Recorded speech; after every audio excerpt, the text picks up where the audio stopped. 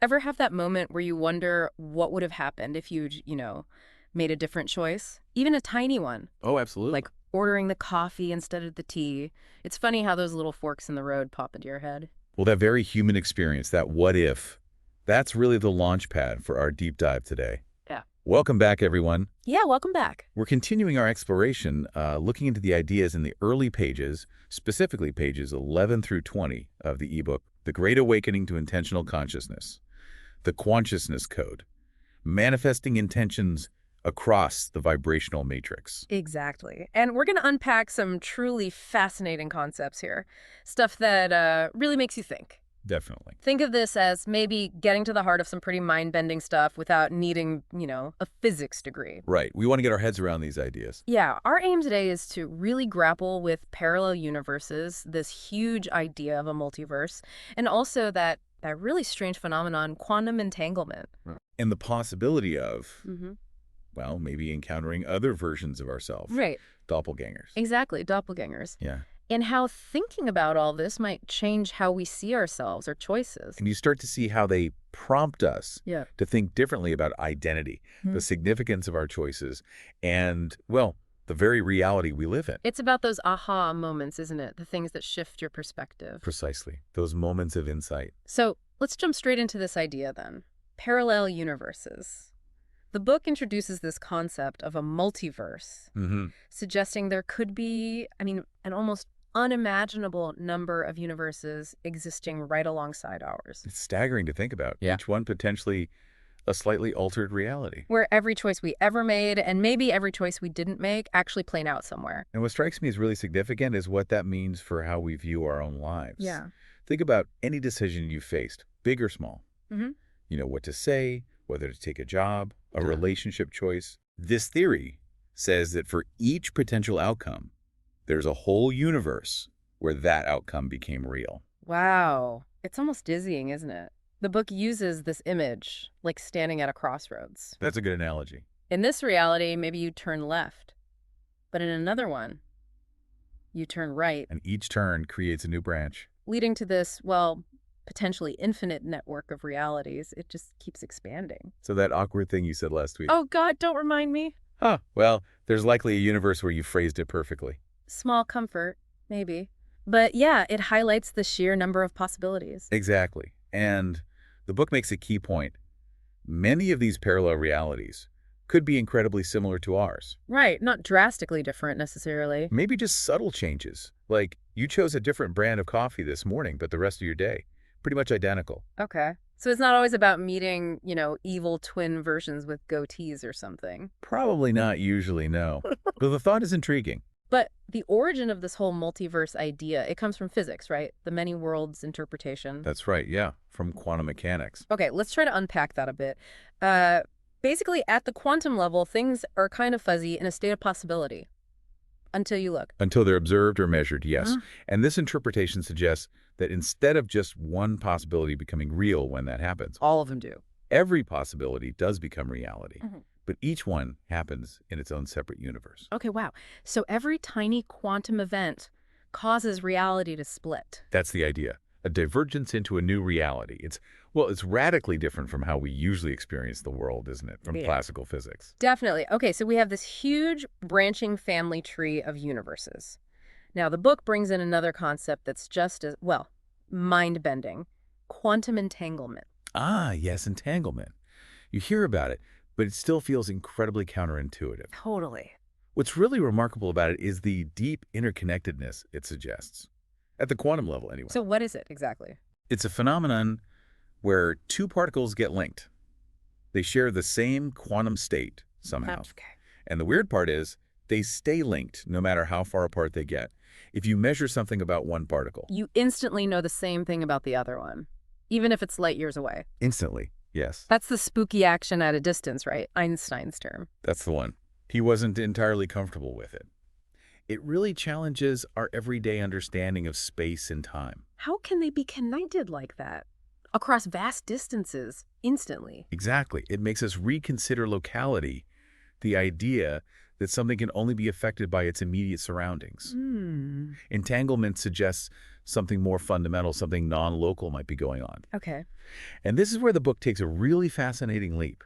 It starts exploring a potential link between this quantum weirdness and those doppelgängers we talked about in the parallel universe. Okay. This is where it gets really interesting. The book actually poses the question. It does. If these tiny particles can be linked across space instantly, could they also be linked across universes? Could entanglement be the bridge? Yeah. Could it be a pathway, maybe just theoretical, but a pathway to connect with these other versions of ourselves? It's a truly profound question, Mm-hmm. and it leads to another one. What about consciousness? Mm-hmm. If our consciousness has some basis in quantum mechanics, and that's still a huge debate scientifically, They're very speculative. then maybe, just maybe, our consciousness could also be entangled with our doppelgangers in other realities. Whoa. Okay, so that opens up some really wild possibilities then. Like shared feelings, intuitions, maybe even some kind of subtle communication.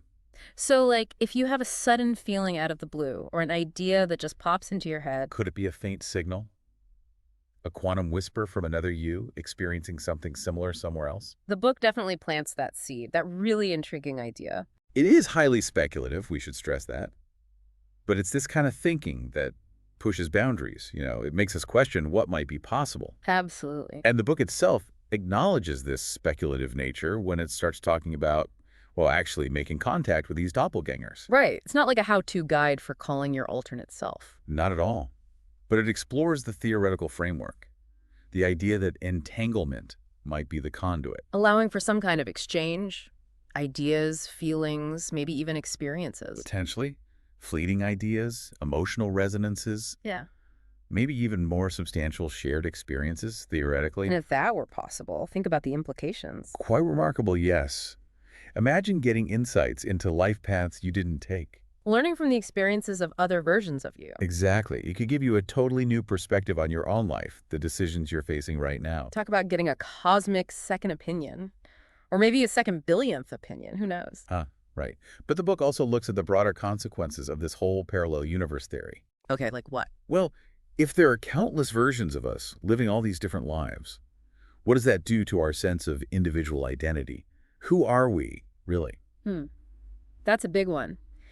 If there are infinite variations, where does the singular you even begin or end? It challenges that idea of a fixed, unique self, doesn't it? Maybe identity is more fluid, more interconnected than we think, stretching beyond just this reality. And what about destiny? Is there one path or are we constantly branching out? That's the question it raises. It definitely makes you think differently about every decision, even the small ones. Knowing that a tiny choice could lead to a whole different life unfolding somewhere, it's kind of daunting, but also liberating. That's what the book suggests, yeah. It can create a sense of freedom. Your current path isn't the only one that could have ever existed. That realization could be pretty empowering, actually. Well, exactly. It might motivate you to, reflect more deeply. Are you living in a way that really aligns with your intentions, your desires? If you think other versions of you might be experiencing things you want, that could be a real kickstart for making changes here, right? Powerful catalyst, potentially, yes. So we've explored these possibilities of connection, but the book also brings up some heavier questions, too. It does. It's not just abstract science. There are potential ethical dimensions, broader implications. Like what? Well, the book raises this idea of interconnectedness on a potentially cosmic scale. If we could interact with doppelgangers, should we? Good question. What responsibilities might we have towards them? Could our actions here mess things up over there? Like disturbing some kind of balance between universes. The book touches on that risk, yeah. The idea of disturbing a delicate balance. It's like a cosmic butterfly effect, kind of. Bit like that. Yeah. And then there's this other really captivating idea introduced. Which is? The hypothesis that maybe all of time is happening simultaneously, just at different vibrational frequencies. Whoa. Okay, so past, present, future, all at once. That's the implication. And if that's true, these interactions we're speculating about, Yeah. they might already be happening, Yeah. just beyond our current conscious awareness. Okay, that reframes everything. If the boundaries are more porous than we think. Exactly.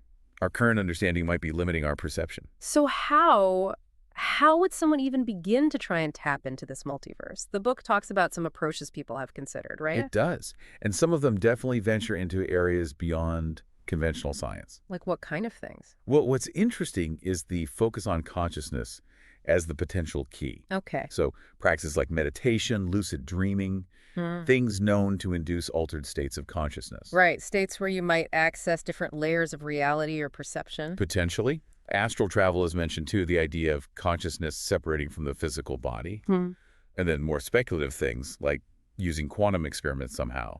Though the book is clear, these are outside the current scientific mainstream. Got it. So not established science, but areas people have explored.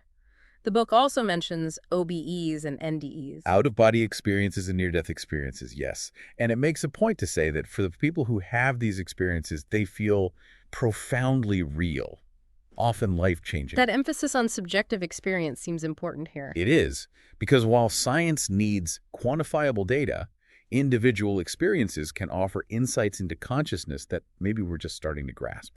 And then the book mentions something super simple, daydreaming. Huh. Yes, I like that part too. It suggests even just letting your mind wander can really impact your imagination, maybe lead to insights. As it adds that little note. You should try it sometime. Oh, wait. You probably already have. Okay. 8. Yeah, that was a nice touch. Connects with everyone. It's a great reminder of the power of our own minds, our inner world. The book also briefly touches on other fields, more speculative ones like quantum jumping, remote quantum portal viewing, basic remote viewing too. Okay, lots of different angles being explored there. All within this context of consciousness and potential connections beyond our normal reality. Now, we need to keep things grounded a bit. The book does talk about the scientific basis, right? Or the lack of it for some of these techniques. Yes, it definitely addresses that. It acknowledges that scientifically validating these kinds of experiences, these mental explorations, is really challenging for mainstream science as it stands today. Because it's hard to measure, hard to repeat. Exactly. How do you quantify these things? The book even hints, subtly, at maybe established ways of thinking. It mentions a matrix of manipulation, later on perhaps hindering the pursuit of this knowledge. Interesting. But it doesn't completely dismiss the science. No, not at all. What I find particularly interesting is the implication that our current understanding might just be incomplete. Okay. It suggests that future advances, especially in understanding consciousness and quantum mechanics, might give us new ways to understand these phenomena, new frameworks. So it leaves you pondering the limits of what we currently think is possible. Right, but with a hopeful outlook too. Suggesting that maybe as science evolves, ideas that seem fringe today could become more accepted down the line. And there's that compelling thought you mentioned. That maybe these things are already happening. And as we collectively become more aware, a broader understanding might emerge. Leading to more exploration of our potential. That's the hopeful idea presented, paving the way for exploring more of our innate human potential. So wrapping up this section, these first pages 11 to 20, we've really covered some ground. Parallel universes, entanglement, doppelgängers. The tantalizing prospect of connecting with other versions of ourselves. And it's not just abstract theory, is it? These ideas can really make you think differently about your own life, your choices. The possibilities that might exist, yeah. Seemingly limitless possibilities. And the book suggests that as science progresses, understanding consciousness, quantum mechanics, maybe technology too, this idea of interacting with parallel selves might move from pure sci-fi towards, well, something else. Closer to the realm of possibility, perhaps. But even without proof right now, the book argues that just thinking about this stuff has value. Absolutely. It encourages reflection on our choices, embracing our potential. Staying open to maybe infinite possibilities, even if they're across different realities. And it does mention those anecdotal accounts, people claiming benefits from connecting with other selves, gaining insights or skills. Definitely something to research further if it sparks your curiosity. Now, to make sure we've really nailed the key themes here, the author did something interesting. Used an AI to summarize these core ideas. Ah, okay. Let's hear what the AI distilled. All right, the AI basically boiled it down to these points. The multiverse concept itself. Quantum entanglement. The idea of doppelgängers. Then the concept of connecting with those doppelgängers. The broader implications of all these theories. The various techniques people explore. Okay. The current limitations regarding a solid scientific basis. And crucially, the importance of keeping an open mind. That sounds like a pretty solid summary, actually. Covers the main points we discussed. I thought so too. And the AI didn't stop there. It also suggested where the exploration might go next based on these pages. Oh, like what? Deeper dives into the nature of consciousness itself, the ethics of transdimensional existence, Right. harnessing the power of dreams, the role of the subconscious, the power of choice. And kind of a call to action for self-investigation, intentional living. Exactly. It just highlights that these first pages really are just the beginning of a much bigger conversation presented in the book. It certainly leaves you with a lot to chew on, even from just these, 10 pages. It really does. The whole idea that we might be part of this huge interconnected web of realities, it's humbling, but also kind of exciting. Indeed. It definitely challenges us to expand our perspectives, consider possibilities way beyond our normal sensory experience. Well, that brings us towards the close of this particular deep dive then. Looking at those early pages of The Great Awakening to Intentional Consciousness, the Consciousness Code, manifesting intentions across the vibrational matrix. Thank you for joining us as we navigated these pretty intriguing and, yeah, sometimes mind-bending concepts from the start of this ebook. We'd genuinely love to hear your thoughts on all this. What resonated? What questions popped up for you? Please feel free to comment, share this deep dive if you know others who'd be interested. And definitely subscribe so you don't miss our next exploration. Yeah, please join us next time as we continue our journey through the Great Awakening to Intentional Consciousness, the Consciousness Code, manifesting intentions across the vibrational matrix. We'll be taking our time, delving even deeper into the ideas in the pages that follow. Looking forward to it.